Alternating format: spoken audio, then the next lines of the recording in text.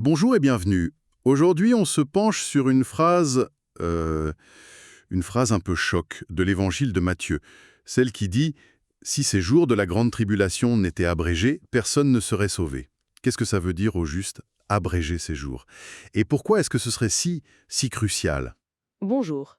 Oui, c'est une affirmation très forte. Et elle nous pousse à réfléchir à cette période qu'on appelle la grande tribulation, et surtout au sort de ceux qui la vivront. Le but ici, c'est de décortiquer un peu ce que cette abréviation pourrait signifier. Exactement. Et pour ça, on va regarder les textes. Matthieu 24, bien sûr, mais aussi des passages de Daniel. L'objectif, essayer de comprendre pourquoi il faudrait raccourcir ces jours, pour qui. Et puis, ce que ça implique sur la durée, l'intensité de tout ça, peut-être même le lien avec les fameux 7 fléaux de l'Apocalypse. Alors commençons par le cœur du sujet, les versets de Matthieu. Il y a d'abord le contexte. Matthieu 24, verset 21. Car alors, il y aura une grande tribulation, telle qu'il y en a point eu depuis le commencement du monde jusqu'à présent, et qu'il n'y en aura jamais. Bon, le ton est donné, hein, c'est présenté comme quelque chose d'absolument unique en termes de sévérité. Sans précédent, oui. Et juste après, le verset 22, celui qui nous intéresse, et si ces jours n'étaient abrégés, personne ne serait sauvé. Mais, à cause des élus, ces jours seront abrégés. Donc, cet abrégement, il est lié au salut des élus. Mais qu'est-ce qu'on entend par sauver ici? C'est le salut éternel. Ah, ça, c'est un point vraiment important qui ressort des analyses. Le mot grec sozo, traduit par sauver, semble ici avoir un sens très concret. Physique. L'idée, en fait, c'est que, bon, pour ceux qui seraient déjà morts en martyrs, la durée de la tribulation, ça change plus grand-chose, leur combat est fini. Mais pour les élus, les croyants, les saints qui seraient encore vivants, là, c'est différent. D'accord. Donc, si je suis bien, abréger les jours, ce serait pour que ces personnes vivantes ne soient pas physiquement détruites avant la fin, pour que leur corps ne retourne pas à la poussière avant leur transformation, leur rencontre avec le Christ. C'est ça. C'est exactement ça.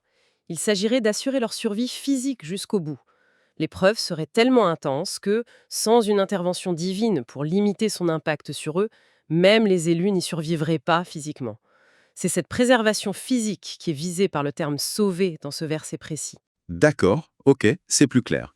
Mais alors, comment Comment ces jours seraient abrégés? On parle de réduire la durée d'une journée ou autre chose? Et c'est là que je crois que Daniel entre en scène, non, d'après les sources? Oui, tout à fait.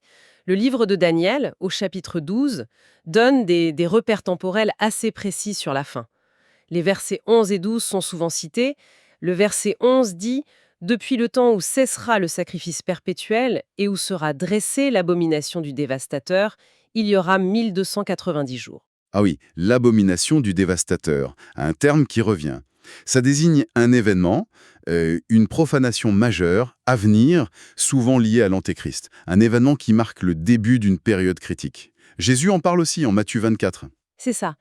Et Daniel 12, verset 12 ajoute « Heureux celui qui attendra et qui arrivera jusqu'à 1335 jours. » Donc on a deux chiffres après cette abomination, 1290 jours et 1335 jours.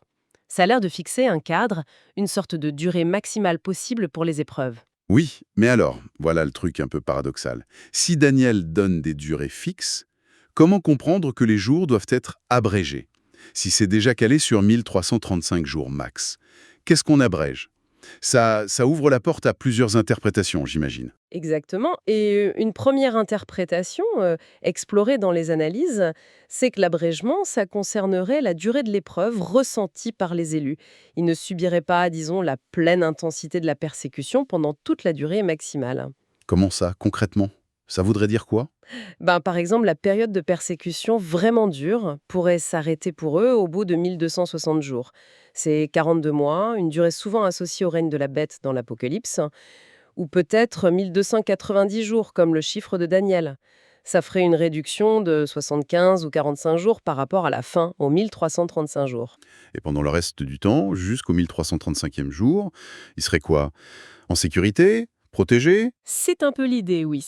Selon cette interprétation, le retour visible de Jésus pourrait quand même avoir lieu à la fin des 1335 jours. Mais l'épreuve elle-même, la tribulation pour les élus, elle se terminerait plus tôt. Ils entreraient dans une sorte de phase de protection spéciale jusqu'à la fin, pour préserver leur vie physique, justement. L'analyse parle aussi des deux témoins de l'Apocalypse. Ils pourraient jouer un rôle là-dedans, pendant une partie du temps, les 1260 jours peut-être. C'est une possibilité qui est évoquée, oui. Ces deux témoins, ils semblent avoir un pouvoir qui protège pendant leur ministère de 1260 jours, mais l'Apocalypse dit aussi qu'à la fin, ils sont vaincus par la bête. Du coup, ça pose question. Si leur protection s'arrête, comment les élus sont-ils protégés après, jusqu'à la fin des 1335 jours? Oui, c'est une difficulté. Et puis, est-ce que cette protection par les témoins, ce n'est pas déjà une sorte d'abrègement de l'impact final? Quelle différence avec une autre protection qui viendrait après? Cette interprétation, elle laisse des questions en suspens, on dirait. Elle soulève des questions, oui, c'est sûr. Et c'est pour ça qu'une autre interprétation est souvent mise en avant, et elle semble avoir la préférence dans les analyses qu'on a regardées. Elle repose sur une compréhension un peu différente de ce que recouvre exactement la grande tribulation. D'accord. Alors allons-y pour cette deuxième piste. C'est quoi l'idée principale? Eh bien, la question clé devient, est-ce que la grande tribulation dont parle Jésus, c'est juste la période de persécution sous la bête, les 1260 jours, les 42 mois, ou est-ce qu'elle englobe aussi les 7 fléaux finaux, ceux de l'Apocalypse qui ont l'air encore plus terribles? Et pourquoi cette distinction est si importante pour comprendre l'abréviation des jours? Parce qu'il y a débat. D'un côté, certains s'appuient sur Matthieu 24-29. Ça dit que les grands signes dans le ciel, le soleil noir, la lune en sang, arriveront juste après la tribulation de ces jours-là, juste avant le retour visible de Jésus. Donc si Jésus revient après la tribulation, c'est qu'elle doit être finie. Et si elle est finie, elle ne peut pas inclure les 7 fléaux, qui semblent être les tout derniers événements avant le retour. Logique, oui. Mais l'objection alors? Pourquoi est-ce qu'on penserait que la tribulation doit inclure ces fléaux? L'objection, elle vient de la description de Jésus au début, en Matthieu 24-21, une tribulation sans précédent, la pire de toute l'histoire humaine, passée ou future. Or, quand on lit l'Apocalypse, les 7 fléaux, qu'on appelle aussi les 7 coupes de la colère de Dieu, ça a l'air d'être un niveau de destruction planétaire bien supérieur à tout ce qui précède, supérieur aux persécutions sous la bête ou même au jugement des 7 trompettes. Si ces fléaux sont pires et qu'ils arrivent après le règne de la bête, alors le règne de la bête tout seul ne peut pas être la pire tribulation de tous les temps. Ah, oui. Je vois la tension. Pour que la description de Jésus, la pire de toutes, soit juste, eh bien logiquement, la grande tribulation devrait inclure ces cataclysmes finaux, les 7 fléaux. C'est l'argument, oui. Et si on accepte cette définition plus large de la grande tribulation, persécution plus fléau, alors l'interprétation de l'abréviation des jours prend un sens complètement différent. Lequel? Ça fonctionne comment alors? Dans cette optique, abréger les jours pour les élus, ça voudrait dire qu'ils sont exemptés de la partie la plus terrible de cette grande tribulation élargie, c'est-à-dire exemptés des 7 fléaux. Donc, ils vivraient la période de persécution, peut-être les 1260 jours, mais ils seraient retirés, mis à l'abri, que ce soit par un enlèvement, une transformation, une protection divine radicale, avant que les 7 fléaux ne commencent à frapper la Terre. Exactement. Leur expérience de la grande tribulation serait abrégée au sens où ils n'en connaîtraient pas la phase finale, la plus cataclysmique. Cette phase-là, les fléaux, elle ne tomberait que sur ceux qui restent, ceux qui sont décrits comme les méchants ou les adorateurs de la bête. Pour les élus, la journée de travail éprouvante se termine avant la grosse tempête finale. Et c'est ça qui assurait leur salut physique, dont parlait Matthieu 24-22. Ils sont retirés avant la destruction généralisée par les fléaux.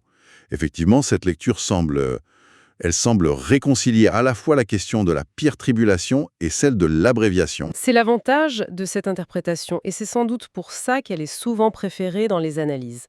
Elle offre une certaine cohérence entre ce que dit Matthieu, pire tribulation, abrégement pour les élus, et la chronologie qu'on trouve dans l'Apocalypse, règne de la bête, puis les fléaux. L'abrégement, ce n'est pas une manipulation du calendrier, mais plutôt une extraction des élus avant le jugement final sur Terre. C'est une perspective assez nette, oui. Mais il reste une pièce du puzzle qui m'intrigue. C'est la question du moment exact. Juste après avoir parlé de tout ça, Jésus ajoute en Matthieu 24, 36, « Pour ce qui est du jour et de l'heure, personne ne le sait, ni les anges des cieux, ni le Fils, mais le Père seul. » Comment on fait tenir ça avec les durées de Daniel? Si on peut compter 1290 ou 1335 jours après l'abomination, on devrait pouvoir calculer la date, non? Ça a l'air contradictoire. Ah, c'est la grande question. Comment concilier une prophétie qui donne des temps et une ignorance déclarée du moment? L'analyse des sources propose une synthèse, une manière d'harmoniser ces deux aspects qui semblent s'opposer. L'idée, c'est de faire une distinction entre la durée et la structure des événements finaux, et leur point de départ. Développer un peu. Qu'est-ce qui serait connu et qu'est-ce qui resterait caché? Ce qui pourrait être connu, parce que révélé par la prophétie comme Daniel 12 ou l'Apocalypse, ce serait la durée relative des dernières phases. Par exemple, 335 jours après un événement déclencheur. On saurait aussi que l'expérience des élus serait abrégée, qu'ils seraient épargnés des fléaux. La structure temporelle, le déroulement, ça, on pourrait le comprendre. D'accord. Mais alors, le fameux jour et l'heure que personne ne connaît sauf le Père, ce serait quoi? Ce serait le moment précis du déclenchement de tout le processus, la date exacte où l'abomination du dévastateur est établie. Cet événement qui lance le compte à rebours des 1290 ou 1335 jours. C'est cette date de commencement qui resterait absolument inconnue à l'avance. Une prérogative du Père, uniquement. Ah, d'accord. Donc, on pourrait savoir combien de temps durent certaines étapes et on saurait que les élus seront protégés de la fin la plus dure. Mais impossible de savoir quand tout ça va commencer. On ne pourrait pas sortir son calendrier et cocher la date du retour longtemps à l'avance. C'est exactement l'idée, oui. Ça permet de préserver à la fois la portée des prophéties de Daniel sur les durées et l'insistance de Jésus sur l'imprévisibilité du moment. Ça appelle à une vigilance constante plutôt qu'à des calculs de date. La structure est peut-être esquissée, mais le coup d'envoi, lui, reste secret. Intéressant que le mode proche, ça permet de tenir compte de tous les textes, hein, en effet. Alors, si on devait résumer l'essentiel de cette discussion sur Matthieu 24, 22. Le message clé qui ressort, je crois, c'est que cette abréviation des jours, c'est une promesse de Dieu pour garantir la survie physique des croyants qui seront vivants pendant la grande tribulation, pour qu'ils puissent arriver jusqu'à la transformation ou l'enlèvement, sans être physiquement anéantis par l'intensité de l'épreuve. Et l'interprétation qui semble la plus solide, en regardant aussi l'Apocalypse, c'est que cet abrégement, ça consiste à soustraire les élus de la phase la plus terrible, les 7 fléaux. Ils traverseraient la persécution, oui, mais seraient mis à l'abri avant le déferlement final de la colère de Dieu sur la terre. Leur vécu de la tribulation est donc raccourci par rapport à la durée totale des jugements. Tout en gardant cette tension fondamentale. Hmm. La structure, l'issue pour les élus sont peut-être révélées, oui, mais le moment où tout ça démarre, ça reste le secret du Père, ce qui maintient une part d'inconnu et appelle à la foi et à la vigilance. Une exploration vraiment, vraiment passionnante de ces textes qui sont pas simples. Et ça nous laisse, comme souvent, avec une dernière question pour continuer à réfléchir, une question qui découle directement de cette idée d'un abrégement sélectif. Oui, si l'analyse la plus probable, c'est que la souffrance est spécifiquement abrégée pour les élus, pour assurer leur survie physique, pour leur éviter les 7 fléaux. Alors, qu'est-ce que la perspective de la pleine durée et de l'intensité non abrégée de cette période, incluant ces fléaux décrits comme cataclysmiques, qu'est-ce que ça nous dit sur la nature de la justice divine peut-être, et sur le sort réservé à ceux qui, justement, ne bénéficiaient pas de cet abrégement pendant ces temps finaux? C'est une question profonde, effectivement, sur la sévérité du jugement tel qu'il est dépeint et sur la distinction radicale qui semble être faite entre le destin des élus et celui des autres à ce moment précis de l'histoire. De quoi méditer, c'est sûr, sur les notions de grâce, de jugement et de destinée ultime.